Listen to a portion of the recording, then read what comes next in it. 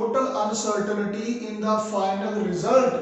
Accurate measurement हासिल करने के लिए हम मुनासिब प्रिसीजन का इंस्ट्रूमेंट इस्तेमाल करते हैं। तो जब आप किसी इंस्ट्रूमेंट से मेजरमेंट ले लेते हैं, आप उसको लिखते हैं, जैसे हमने प्रीवियस लेक्चर में एग्जांपल डिस्कस की थी 2.25 प्लस माइनस 0.01 से, ये हमारे पास मेजरमेंट है। अब ये लेंथ मेजर की गई है किसी ऐसे इंस्ट्रूमेंट से जिसका प्रिसीजन लेवल ये है।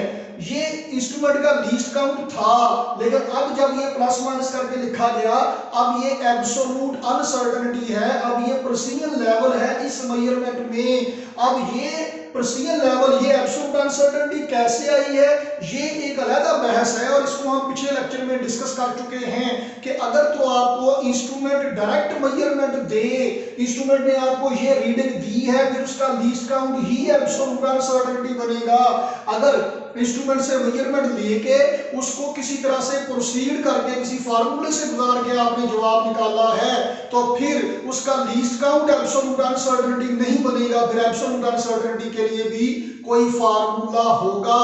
तो आज हम रिजल्ट कुछ निकालेंगे और उन रिजल्ट्स में अनसर्टेनिटी, एब्सोल्यूट अनसर्टेनिटी कैसे आती है ये निकालेंगे। तो हम अब रिजल्ट में जो एब्सोल्यूट अनसर्टेनिटी निकाली जाएगी वो किस तरह से निकाली जाएगी, डिपेंड करता है कि आपने रिजल्ट कैसे निकाला है। उस रिजल्ट को निकालने का प्रोसीजर तय करेगा कि उस रिजल्ट में एब्सोल्यूट अनसर्टेनिटी कैसी है। तो मुख्तलिफ प्रोसीजर्स के लिए बेटा जी हम डिस्कशन करेंगे। कौन से प्रोसीजर्स, मतलब कौन सा फार्मूला लगा के आपने रिजल्ट निकाला है, अब वो रिजल्ट किस फार्मूले से आया है। तो हम लॉजिक ऑफ फार्मूला अप्लाई करेंगे। प्लस माइनस के लिए अलग, ज़रब तकसीम के लिए मतलब मल्टीप्लिकेशन डिवीजन के लिए एक अलग तरीके से, मतलब जिस तरह से रिजल्ट निकालने के लिए आपने मेजरमेंट्स को प्रोसीड किया है, मेजरमेंट्स को जिस तरह के फार्मूले से गुजारा है, एब्सोल्यूट अनसर्टेनिटी भी उसके मुताबिक ही निकलेगी। तो हम मुख्तलिफ प्रोसीजर्स को वन बाय वन डिस्कस करते हैं। बुक अपनी खोल के रखिए अपने पास, पेज नंबर 11 पे टॉपिक शुरू होता है 1.7 assessment of total uncertainty in the final result. Page number 12 पे चलिए। पहला तरीका जनाब, जिस तरीके से आपने रिजल्ट निकाला, जिस फार्मूले को इस्तेमाल किया, वो पहला तरीका है जनाब for addition and subtraction. For addition and subtraction, background music आपको आने लग गया, अभी चला जाएगा। एडिशन एंड सब्ट्रैक्शन के लिए जब आप मेजरमेंट्स को जमा या तफरीक करके रिजल्ट निकालते हैं तो क्या होता है। लेट अस सपोज कि हमारे पास दो मेजरमेंट्स हैं, लंबाइयां मेजर की गई हैं। x1 है 10.5, मैं बुक एग्जांपल्स ही ले रहा हूं, लेकिन कैलकुलेशन में यहाँ पे थोड़ी डिटेल से करूंगा, बुक पे इतनी डिटेल से नहीं होगी, तो मेरे साथ रहना है आपकी बड़ा मेहरबानी। 10.5 प्लस माइनस 0.1 सेंटीमीटर। इसी तरह से x2 ये कोई लंबाई नापी गई है, और ये है जी 26.8 प्लस माइनस 0.1 सेंटीमीटर। इस मेजरमेंट में ये एब्सोल्यूट अनसर्टेनिटी है। इस लीस्ट काउंट वाले इंस्ट्रूमेंट से ये जवाब निकला होगा, इस लीस्ट काउंट वाले इंस्ट्रूमेंट से ये जवाब निकला होगा। तो इस लेंथ की मेजरमेंट में ये एब्सोल्यूट अनसर्टेनिटी है, इस लेंथ की मेजरमेंट में ये एब्सोल्यूट अनसर्टेनिटी है।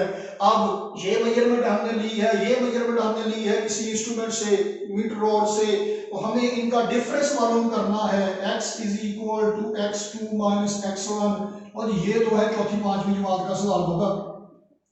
लो जी, जवाब कितना निकल आया जी, ये आ गया जी 16.3 सेंटीमीटर। अब सवाल ये पैदा होता है कि इस रिजल्ट में एब्सोल्यूट अनसर्टेनिटी कितनी है। इतनी नहीं हो सकती, क्यों? इस लीस्ट काउंट वाले इंस्ट्रूमेंट ने ये जवाब नहीं दिया आपको, इस लीस्ट काउंट वाले इंस्ट्रूमेंट ने ये जवाब दिया है, इसने आपको ये जवाब दिया है। ये जवाब निकालने के लिए आपको इन दोनों को प्रोसीड करके जवाब निकालना पड़ा है। तो अब इसमें अनसर्टेनिटी भी इन अनसर्टेनिटीज को प्रोसीड करके आपको किसी तरीकाकार से गुजार के जवाब निकालना पड़ेगा। तो मेरे साथ रहिए, बुक पे देखिए, पेज नंबर 12 पे शुरू पहली लाइन से, for addition and subtraction absolute uncertainties are added.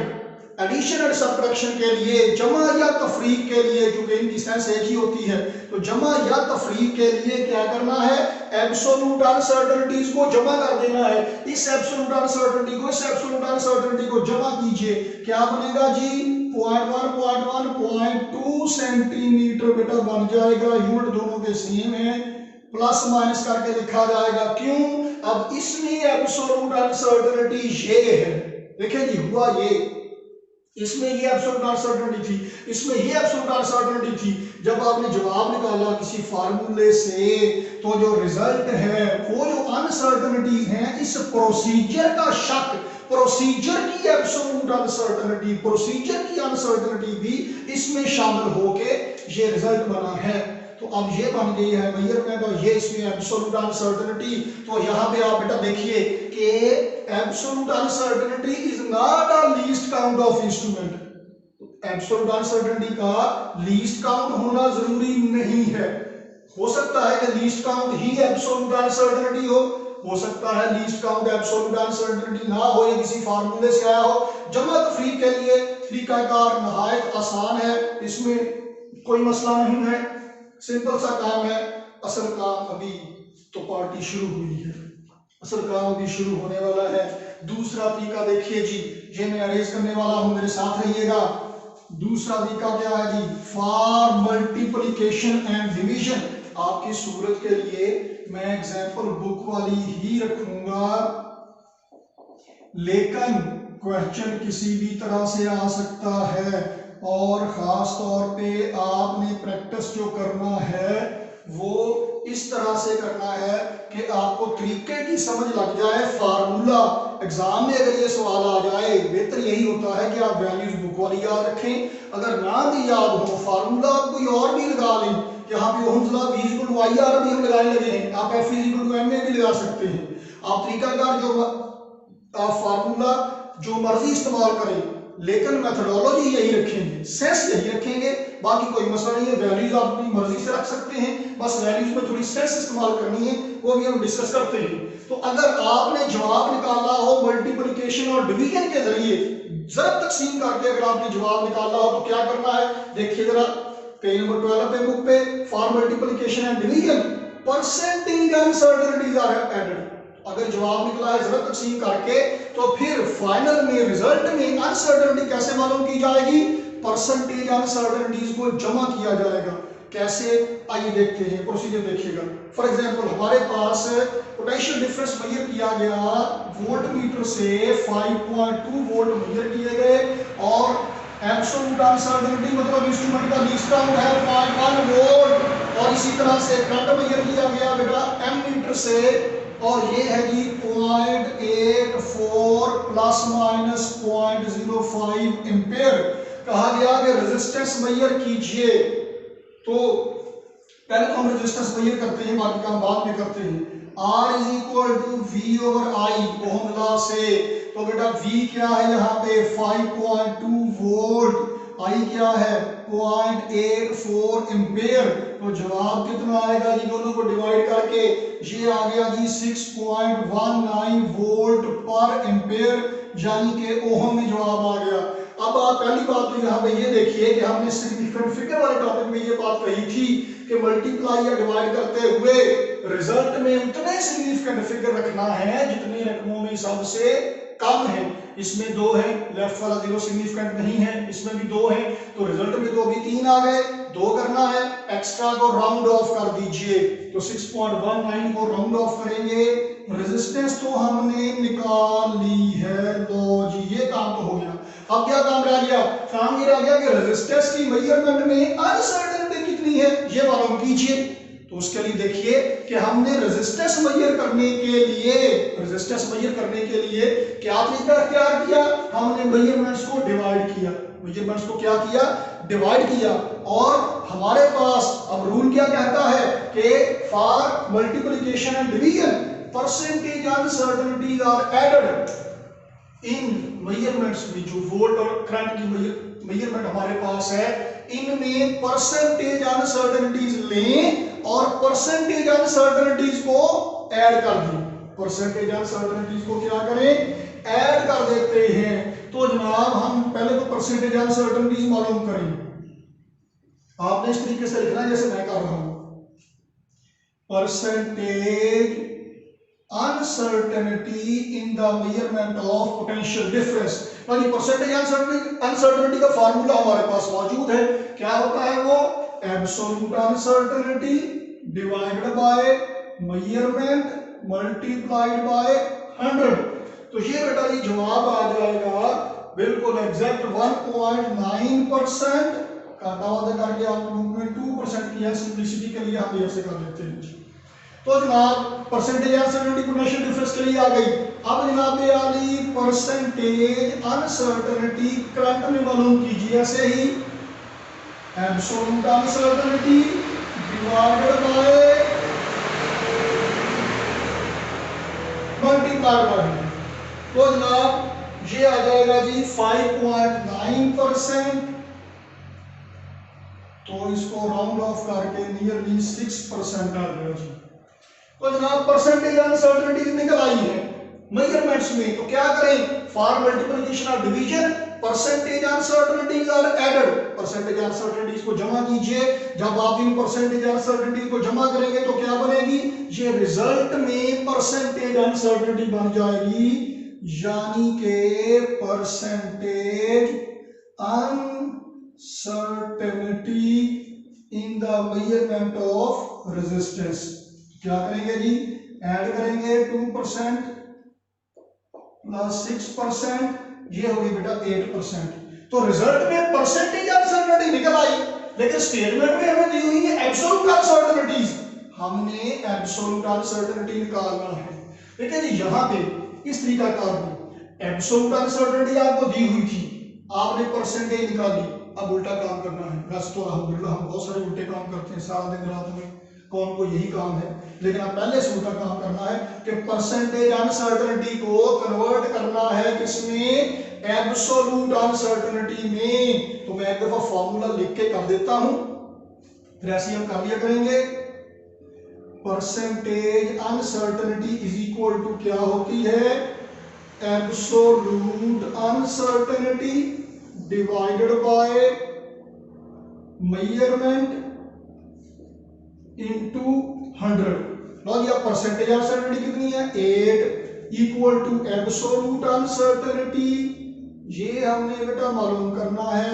और मेजरमेंट कितनी थी, 6.2 इनटू 100, यानी कि दिस इंप्लाइज दैट, चलिए हम यहां से किधर आते हैं, absolute uncertainty is equal to, इसको इधर रखे बाकी को उठा के ले जाइए, 8 इंटू 6.2 डिवाइडेड बाय 100, ये बन जाएगी एब्सोल्यूट अनसर्टेनिटी। तो ये राउंड ऑफ करके जी 0.5 ओम के लगभग जवाब निकला है। अब ये बेटा जी एब्सोल्यूट अनसर्टेनिटी है इस मेजरमेंट में, तो हमारे पास रिजल्ट क्या आएगा, रेजिस्टेंस इज इक्वल टू 6.2 जो मेजरमेंट थी प्लस माइनस एब्सोल्यूट अनसर्टेनिटी को प्लस माइनस करके लिखना है, और ये बनेगी 0.5 ओम। ये आ गई जी एब्सोल्यूट अनसर्टेनिटी। ठीक, मैं यहां पे परसेंटेज अनसर्टेनिटी को एब्सोल्यूट अनसर्टेनिटी में कन्वर्ट करने के लिए एक और तरीका भी हम इस्तेमाल कर सकते हैं। यहां पे मैंने वही फॉर्मूला इस्तेमाल किया जो हम इससे पहले करते आए हैं। पहले यहाँ पे एब्सोल्यूट अनसर्टेनिटी की वैल्यू लिखते थे, मेजरमेंट लिखते थे, मल्टीप्लाई पर 100 करते थे, परसेंटेज अनसर्टेनिटी जवाब में आ जाती थी।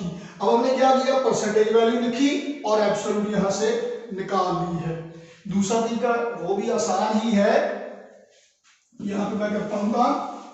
अब देखें कि रिजल्ट हमारे पास है 6.2 ओम और परसेंटेज अनसर्टेनिटी इसमें कितनी है, 8%। इसका मतलब ये है कि 6.2 ओम में 8% शक है, 6.2 ओम में 8% का शक है। तो ये 8% कितना है, 8%। ये मैं मोटा मार के इस्तेमाल करता हूं, 8% ऑफ 6.2 ओम। जूनियर क्लास में आपने सवाल निकाले होंगे, वो 72 का छोड़ के वाला मरने के बाद बीवी को उसकी टोटल रकम का 1/8 हिस्सा मिला, 1/8 of total amount, any of total amount. तो ये क्या होगा जी 8%, 8/100 ऑफ मल्टीप्लाइड बाय 6.2 ओहम। तो ये राउंड ऑफ करके वही जवाब निकल आएगा। आप ये तरीका भी इस्तेमाल कर सकते हैं, यहां से भी हम यहीं पे पहुंचे थे, आप देखिए वही है, एक ही बात है। तो ये बेटा जी दूसरा तरीका था जब हमने फार्मूला प्रोसीड किया मल्टीप्लिकेशन वाला या डिवीजन वाला। तो अब हम चलते हैं आगे तीसरे सेंस ऑफ फार्मूला की तरफ। अगर आपको रिजल्ट निकालने के लिए जो आपने मेजरमेंट ली उस मेजरमेंट की पावर लेना पड़े, ये आपने सारा नोट करना है बुक पे, और इस तरीके से आप करेंगे तो आसानी होगी।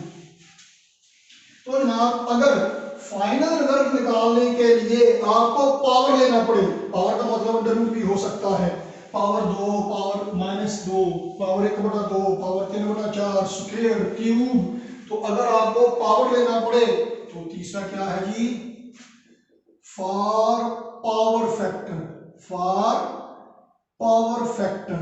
तो अगर आपको पावर लेना पड़े तो क्या होगा, देखिए मेरे साथ क्या है जी बुक पे, एक कॉलम पे आखिरी लाइनों में, multiply the percentage uncertainty by that power. पहले की तरह परसेंटेज अनसर्टेनिटी लेंगे और उसे पावर से मल्टीप्लाई कर देंगे। तो पहले परसेंटेज अनसर्टेनिटी लें, फिर उसे पावर से मल्टीप्लाई करने के बारे में देखेंगे।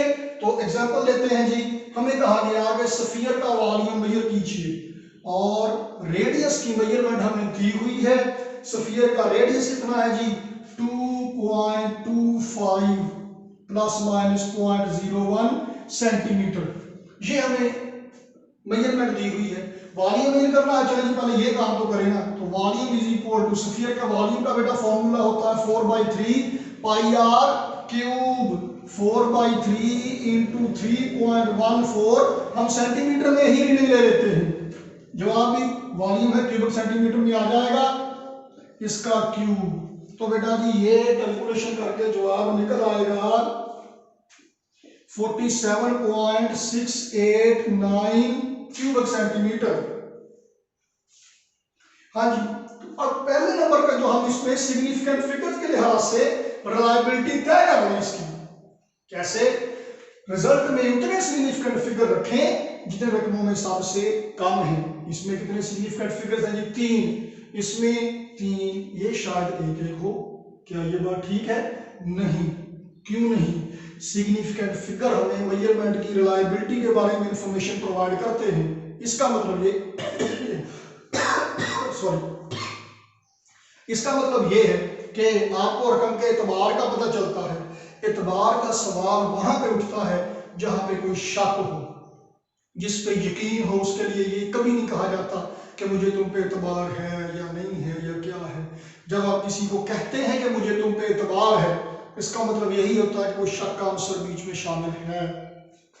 3.14 में सिग्निफिकेंट फिगर्स कैलकुलेट नहीं करेंगे, ये न्यूमेरिकल वैल्यू है, कांस्टेंट वैल्यू है, इसमें कोई अनसर्टेनिटी, शक शुबे की कोई गुंजाइश नहीं है। 4 न्यूमेरिकल वैल्यू, 3 न्यूमेरिकल वैल्यू, इनमें सिग्निफिकेंट फिगर देखने की जरूरत नहीं है, दीज आर द कांस्टेंट्स। इसमें देखेंगे ये मेजरमेंट है, 3 सिग्निफिकेंट फिगर है तो रिजल्ट में 3 ही रखेंगे। तो जनाब कितना बनेगा, 1 बाई 1 ड्रॉप करते जाइए, 47.69 क्यूबिक सेंटीमीटर। 9 को ड्रॉप कीजिए, 47.7 क्यूबिक सेंटीमीटर। ये आ गया बेटा जी वॉल्यूम। हमारे साथ रहें, लेक्चर मिस ना करें, रोज का काम रोज करते जाएं, तब ही आप कामयाब होने वालों में से होंगे। वक्त के साथ साथ लोड ज्यादा होता जाता है, जिंदगी में मुश्किलात बढ़ती जाती हैं जैसे जैसे आप बड़े होते हैं। एक किसी जुबान का मुहावरा है कि जिस घर की छत बड़ी होगी उस पर बर्फ भी ज्यादा गिरेगी।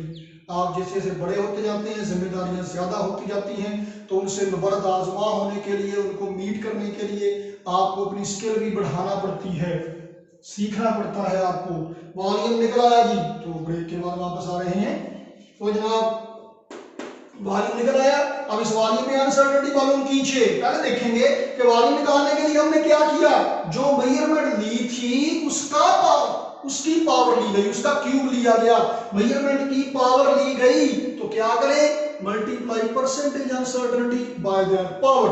तो पहले तो परसेंटेज अनसर्टेनिटी निकाल लें, percentage uncertainty in the measurement of radius कितनी होगी बेटा, 0.01 डिवाइडेड बाय 2.25 मल्टीप्लाइड बाय 100। साथ में यूनिट आपकी सूत्र के लिख देते हैं ताकि पता चल रहा है कट गए हैं, ना भी लिखें तो कोई मसला नहीं है। तो बेटा जी रेडियस की मेजरमेंट में परसेंटेज अनसर्टेनिटी निकल आई, सिंपलीफाई करेंगे 0.44%, 0.4% से ये परसेंटेज अनसर्टेनिटी आ गई रेडियस में। तो वॉल्यूम में यानी कि रिजल्ट में परसेंटेज अनसर्टेनिटी कितनी होगी, मेजरमेंट में जो परसेंटेज अनसर्टेनिटी है उसे मल्टीप्लाई करेंगे किसके साथ, पावर के साथ, 3 के साथ। तो 4 दिए बार 1.2% आ गई वॉल्यूम की मेजरमेंट में अनसर्टेनिटी, यानी 47.7 क्यूबिक सेंटीमीटर का वॉल्यूम है जिसमें 1.2% घाटा वाधा है। ये कितना है, तो 1.2% ऑफ 47.7 का 1.2% है। क्या होगा 1.2% मतलब 1.2 बटा 100 ज़रब 47.7 क्यूबिक सेंटीमीटर। तो जनाब ये जवाब निकल आया राउंड ऑफ करके 0.6 क्यूबिक सेंटीमीटर। तो अब इन दी एंड वॉल्यूम को कैसे लिखेंगे, 47.7 ये measurement plus minus absolute uncertainty लिखी जाएगी इन लो जनाब वाली, ये वॉल्यूम निकल आया है और उसमें एब्सोल्यूट अनसर्टेनिटी भी निकल आई है। तो यहां तक आप देखिए हमने 3 तरीकों से जो रिजल्ट है उसमें अनसर्टेनिटी निकाल ली है। अब 2 तरीके और रह गए हैं, तो आइए मेरे साथ अब हम इसको रेज करते हैं। ऑनलाइन क्लास में ये फायदा है कि पूछा नहीं पड़ता कि मैं इसको रेज कर दूं, वरना रूटीन में ये होता है कि अब कहते हैं कि इसको रेज कर दें, किसी तरफ से आवाज आती है हाँ जी, किसी तरफ से आवाज आती है नहीं जी। जब रेज कर दे तो 2 बच्चों का मुंह एंड पे मुंह ऐसा हो जाता है रोज हाँ जी, मेरा तो भी रहता था। लेक्चर में कोई इशू आपको हो तो क्वेश्चन करने से कभी वक्त बात नहीं, तंग करें जितना आप कर सकते हैं सवाल पूछ के, और आप लेक्चर रिवाइंड करके भी देख सकते हैं, रिकॉर्डेड देख सकते हैं। तो जनाब बहरहाल चौथा जी, for uncertainty the average value of, random error को मिनिमाइज करने के लिए कहा जाता है कि एक से ज्यादा मेजरमेंट्स लीजिए और उनकी एवरेज वैल्यू लीजिए। तो अगर आपने एवरेज वैल्यू ली है तब क्या करेंगे, तो देखें जी पहले हम एक एग्जांपल को डिस्कस करते हैं। माइक्रोमीटर से गेज से ली गई कुछ मेजरमेंट्स हैं।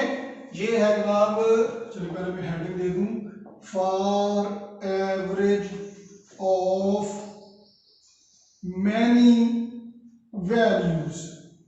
चलें जी पहले एवरेज लें। ये मिलीमीटर में बेटा जी वैल्यूज है 1.20, 1.21,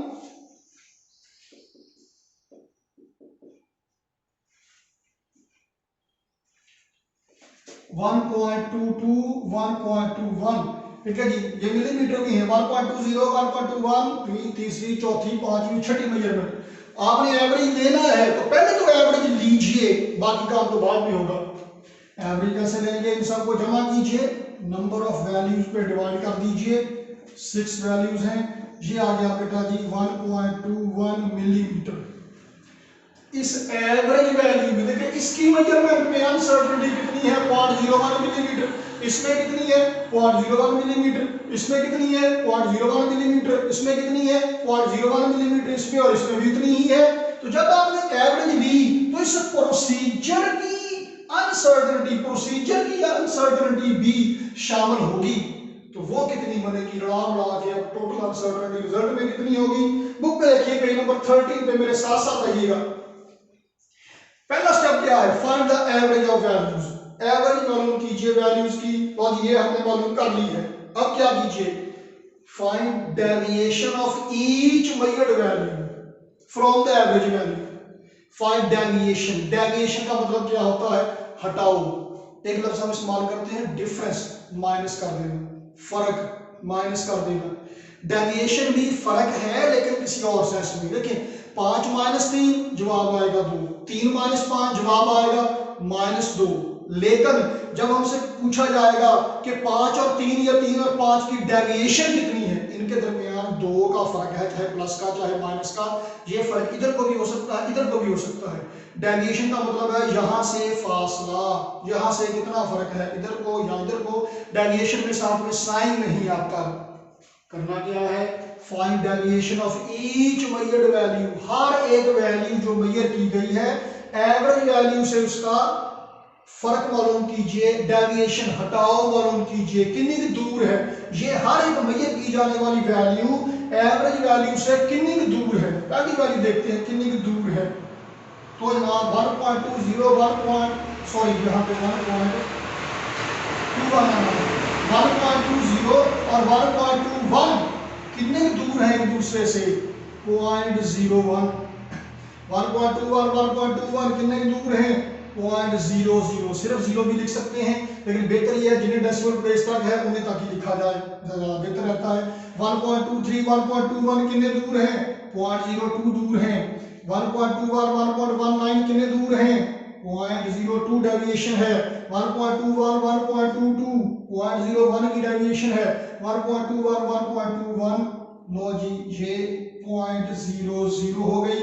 अब क्या करें, मान लो अगले स्टेप में इन डेविएशंस, ये सारी है डेविएशंस, ये भी डेविएशन है, पहली वैल्यू की एवरेज से, ये दूसरी की, ये तीसरी की, इन सारी डेविएशंस की एवरेज वैल्यू लीजिए, सारी डेविएशंस को जमा कर लीजिए, ये आ गई जी। ये जो average of these deviations, in deviations की एवरेज वैल्यू ये क्या है, ये एब्सोल्यूट अनसर्टेनिटी है उस रिजल्ट में जो आपने एवरेज वैल्यू हासिल करके निकालना था। तो ये एवरेज वाला भी हो गया। एक और तरीकाकार, ये सारे फॉर्मूला आपने इस्तेमाल किए हुए हैं रिजल्ट हासिल करने के लिए, बस इनमें अनसर्टेनिटी अब एक नई बात है। तो for uncertainty in the timing experiment, फिलहाल तो आप देखिए कि अब जो रिजल्ट आ रहा है उसमें जो एब्सोल्यूट अनसर्टेनिटी है वो जरूरी नहीं है कि लीस्ट काउंट ही हो। For timing experiment, timing simple pendulum का टाइम पीरियड आपने मालूम किया, सिंपल पेंडुलम का टाइम पीरियड आपने मालूम किया। वक्फे से आपको बैकग्राउंड म्यूजिक की सूरत भी दी जा रही है ताकि आप बोर ना हो मेरी आवाज सुन सुन के। फॉर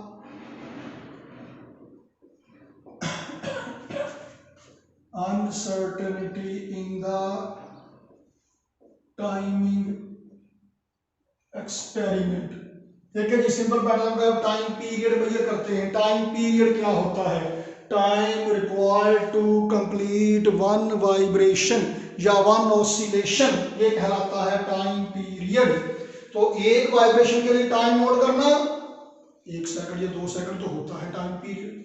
आप स्टॉप वॉच चलाएंगे पैटर्न को छोड़ के, देखिए चलो जी स्टॉप वॉच चलाएं, बंद कर दो, इसमें एरर के चांसेस ज्यादा होते हैं। तो हमें क्या कहा जाता है कि नंबर ऑफ वाइब्रेशन ज्यादा करें, 15 20 25 30 वाइब्रेशन के लिए टाइम नोट करें, फिर नंबर ऑफ वाइब्रेशन से डिवाइड कीजिए। ऐसे ही क्या किया गया कि टाइम बेटा नोट किया गया।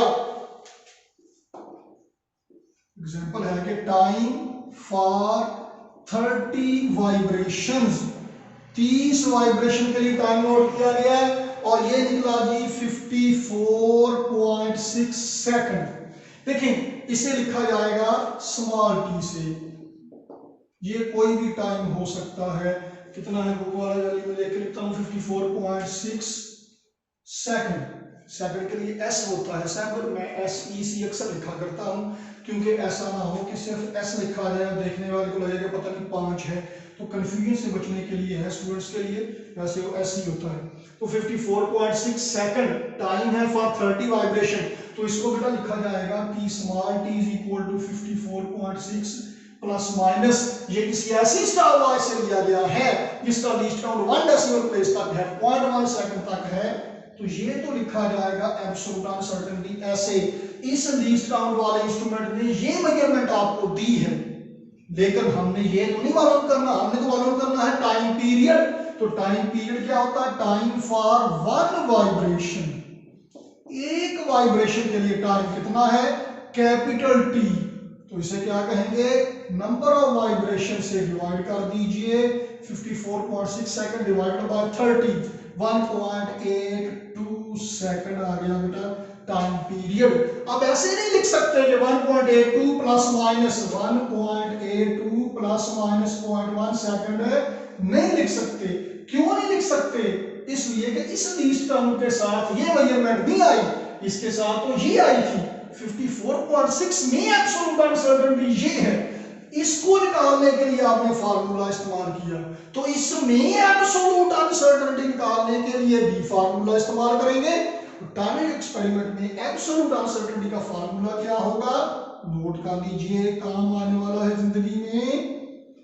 Absolute uncertainty in time period. तो क्या होगा उसका formula? Absolute uncertainty in time period. Time period को हमेशा कैपिटल टी से लिखना है। टाइम को आप जैसे मर्जी लिख सकते हैं।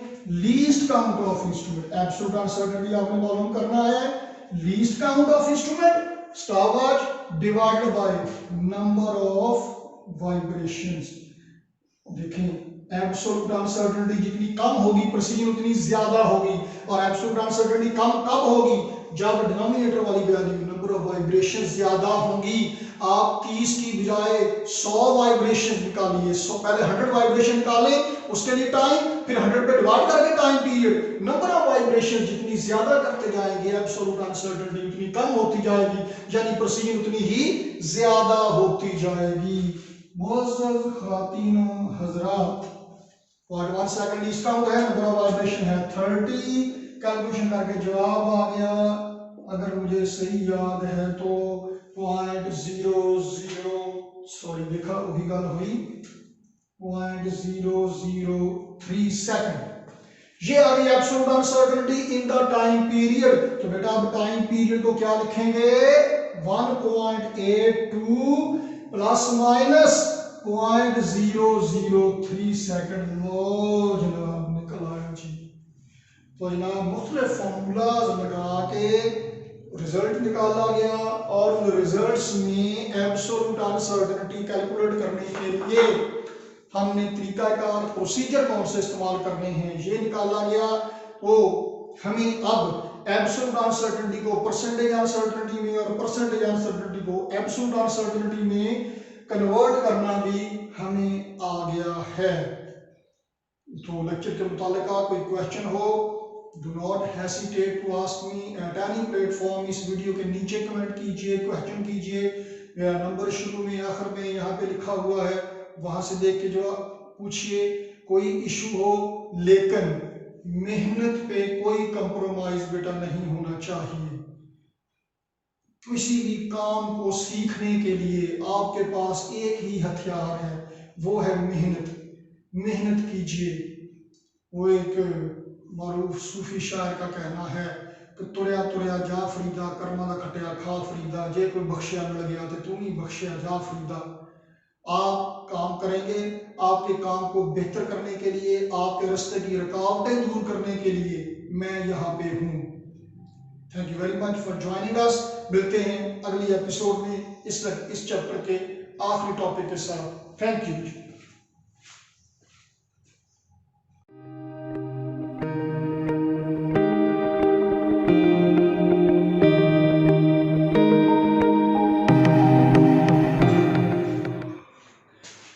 पढ़ते हैं, आप पढ़ते हैं, आपको कोई मोटिवेशन चाहिए, देखते रहिए, सब्सक्राइब कीजिए हमारा चैनल थिंक फिजिक्स विद जीरत।